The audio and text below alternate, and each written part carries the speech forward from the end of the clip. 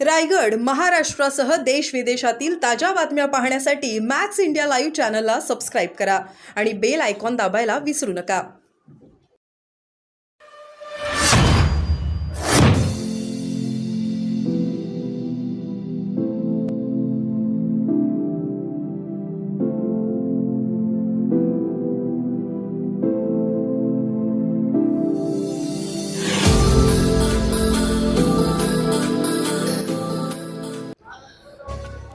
हातकणंगले लोकसभेच्या जागेच्या संदर्भामध्ये महायुतीकडं रयत क्रांती संघटनेला जागा मागितलेली होती. त्या ठिकाणी आता शिवसेनेचे उमेदवार धैर्यशील माने हे महायुतीकडून त्यांचं नाव आता जाहीर झालेलं आहे. निश्चितच तो चळवळीचा मतदारसंघ आहे. त्या मतदारसंघामध्ये गेली अनेक वर्ष चळवळीच्या माध्यमातून आम्ही काम करत होतो, म्हणून तो मतदारसंघ मागितलेला होता. परंतु मी एक बोलेन की मी निष्ठेमध्ये कुठेही कधीही तडजोड करत नसतो. दिलेला शब्द पाळणं हे एक माझं मी कर्तव्य समजतो.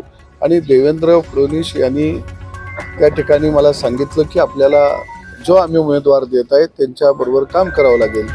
निश्चितपणानं आज माझ्यावरची जी काही माझी भूमिका आहे ती एकलव्याची भूमिका आहे. आणि त्यामुळं एकलव्याची भूमिका किती वर्ष मला निभावी लागणार आहे मला माहीत नाही. परंतु जरी एकलव्याची भूमिका मला साकारायचा वेळ किंवा प्रसंग आला असला तरी मी त्याच्यामध्ये सुद्धा समाधानी आहे. मी एवढंच म्हणेन की मी देवेंद्र फडणवीस या व्यक्तिमत्वाचा एकलव्य आहे.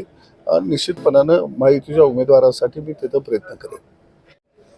आज महादेव जानकर यांच्या उमेदवारी अर्ज दाखल करण्यासाठी इथे आलात, काय सांगाल? महायुतीत एक घटक पक्ष म्हणून रासप पक्ष हा 2014च्या निवडणुकीपासून लोकसभेच्या बरोबर आहे. आणि महादेव जानकरांच्या बाबतीत बोलायचं झालं तर एक फकीर माणूस म्हणून खऱ्या अर्थानं त्या माणसाकडं बघावं लागेल की पायाला भिंगरी बांधल्यासारखा तो माणूस राज्यभर फिरत राहिला सर्वसामान्य जनतेसाठी. आणि महायुतीतून मुख्यमंत्री आदरणीय शिंदेसाहेब असतील, देवेंद्रजी असतील, अजितदादा असतील यांनी त्यांना या परभणी लोकसभेची उमेदवारी देण्याचा निर्णय घेतला. त्याचं मी खऱ्या अर्थाने एक महायुतीचा घटक पक्ष म्हणून स्वागत करतो. आणि निश्चितपणानं एक महादेव या नावाप्रमाणेच तो साधा आणि भोळा आणि सरळ असणारे हे व्यक्तिमत्व आहे आणि सर्व समाजाला बरोबर घेऊन जाणारे हे व्यक्तिमत्व आहे. निश्चितपणानं परभणीकर एक क्रांती करतील. आणि मला असं वाटतं की क्रांतिशय नाना पाटलांना ते पश्चिम महाराष्ट्रामधून आले, वाळवा तालुक्यातून आले, माझ्याच तालुक्यातले क्रांतिशय नाना पाटील. परंतु मराठवाड्यानं त्यांना नेतृत्व करण्याचं दिल्लीपर्यंत एक मोठं संधी दिली. तशीच महादेवरावांना सुद्धा एक लढाऊ माणसाला मराठवाडा निश्चितपणानं दिल्लीच्या तख्त्यावर काम करण्याची संधी. विरोधकांकडून एक प्रचार केला जातो की ऐन वेळेला बाहेर. मी भारतवासी लोक असा म्हणणारा कार्यकर्ते आहे.